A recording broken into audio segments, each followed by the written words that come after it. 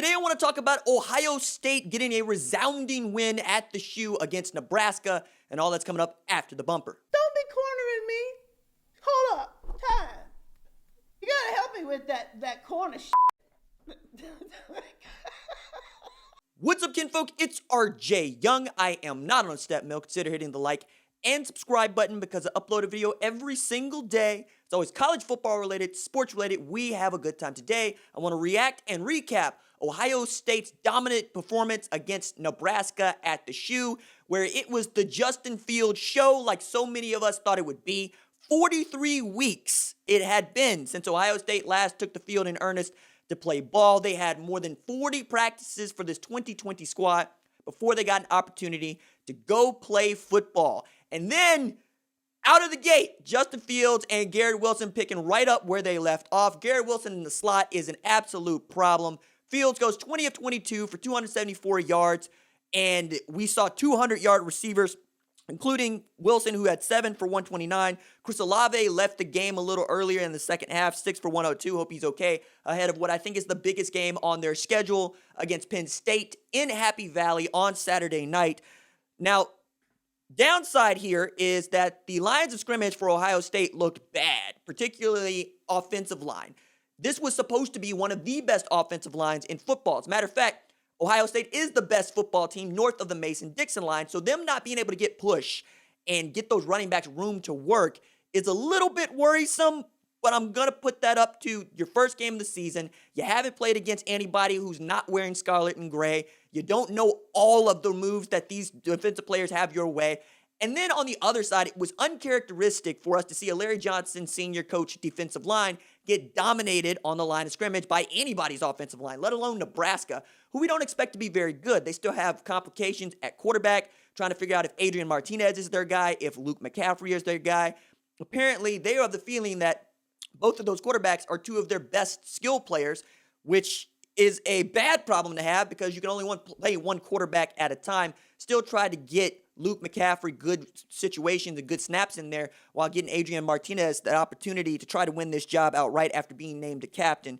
Now, I don't really draw a whole lot from this except that Justin Fields is putting everyone on notice. Like the way that we've been talking about Mac Jones, the way that we've been talking about Trevor Lawrence, especially the way that they struggled against a bad Syracuse team today, Fields showed up and outplayed Trevor Lawrence today in the same time slot against a team that is better, I think, than the one that Lawrence was playing. I think that Nebraska would beat Syracuse, but maybe we'll get to see that in a bowl game because everybody's eligible. Outside of that, watching Sevyn Banks scoop and score with it is a positive sign for you. If you're watching Kerry Combs' defense, I thought a great observation was made by Joel Klatt on the broadcast in which he said, look, I talked to Jeff Hafley. That's smart. Saying, what do you think that Combs is going to have to work with this group of kids? He says, look, he's trying to run the same scheme that we ran, which is smart because Combs came in and said, I'm going to try not to screw up what they had going on last year because it's working. But you can't fix what's not yours. So he's going through this very important process right now of trying to figure out what needs to be fixed and where he can do the fixing because he also inherits a staff that is very good at what they do, right? We could take a look at that from Larry Johnson Sr. to Al Washington and on it goes. We know that Kerry Combs was doing an outstanding job with the Titans before taking the job back at Ohio State, and he's a firebrand, and I think they're going to be okay. I thought it was kind of surprising not to see Josh Proctor out there in a bunch of snaps at free safety, but if you got a hooker out there that you like, then throw the hooker out there and go play with him. I like Shaun Wade on one side, Sevyn Banks on the other. I think that that's going to be fine. I think the strength of their defense is actually just through the middle. When you can go Werner and Borland and Browning, you're going to win a lot of, business decisions that are made in the hole by running backs and quarterbacks. Nobody's going to outrun you to the edges, and you have guys that are more than capable of filling. I thought Ryan Day left Justin Fields in there a little too long, but we also got a very good answer for who the number 2 quarterback is with about 2 minutes left to play in the game as Jack Miller came into the game ahead of C.J. Stroud. I think most of the folks that watch this channel and most Ohio State fans would have thought that C.J. Stroud would end up being the backup quarterback and the first guy that we got to see. But Jack Miller comes in there and he looks really good running the offense. And, kudos to him because he was the first dude at quarterback to get into the boat, getting in almost a year and a half ahead of C.J. Stroud, who was a late bloomer and got a late offer and decided to show up to Ohio State. And the way that he closed out his high school career at Rancho Cucamonga led many folks to believe that he was going to be the heir apparent to Justin Fields. But that's also what I take away from this team. Offensively, they're super awesome. Like, you got a lot of great snaps out of guys like Jackson Smith and Njigma Smith. Gonna get it right. But he also had probably the catch of the year so far, and I don't know how he got his foot down for that touchdown grab. Didn't see a whole lot of G. Scott or Julian Fleming. But when you got guys like Chris Olave, when you got guys like Garrett Wilson, you want to go and get the most out of them. I think Garrett Wilson might be one of the best wide receivers that they've had come through there in a while.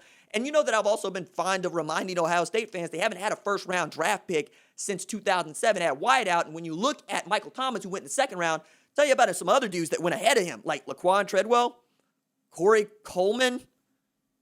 Yikes. Like, it's not actually proven to be a great choice for most people. Like, even Derrick Henry was a second-round draft pick. So that class isn't necessarily looking that great when you're talking about the first-rounders in it. But I'm looking at this Ohio State class and going, Olave has a chance, Wilson has a chance, obviously, to be first-round picks at wide receiver, which is going to help them, I think, on the recruiting trail.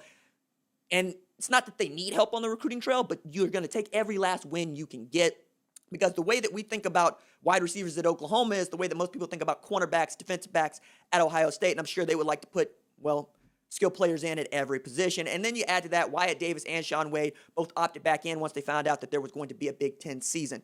Ahead of their game next week, I'm really excited about watching Justin Fields go against what I think is going to be the best defense he sees all year. Maybe he sees a better defense against Michigan in the game, but we'll have to wait and see what they look like against Minnesota a little later on tonight.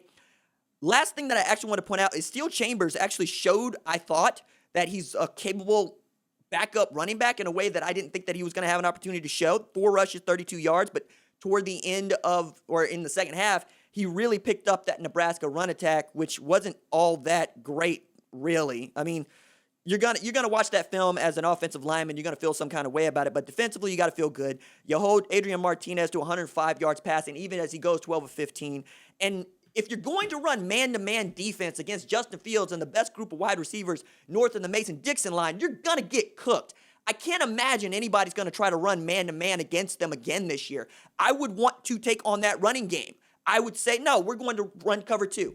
We're going to drop our safeties back, and we're going to say that our linebackers can fill, and we're going to say our defensive line is going to be able to eat up your offensive line, especially after how Ohio State played today. I would have challenged them to run the football at me if I'm Nebraska, and if it weren't for all that helmet-to-helmet contact, maybe they are a good defense. Now, I know there's some Ohio State fans that think that Nebraska's out there headhunting, but that just doesn't follow through for me. I mean, you don't want to get tossed out of football games. Nobody does. But you do want to be able to deliver the pain and make dudes think about catching footballs. I think from that standpoint, Nebraska has every opportunity to be a good defense as they're still trying to figure themselves out offensively. All right, 52-17 is the final. Let me know what you think about the game in the comments below. Deuces.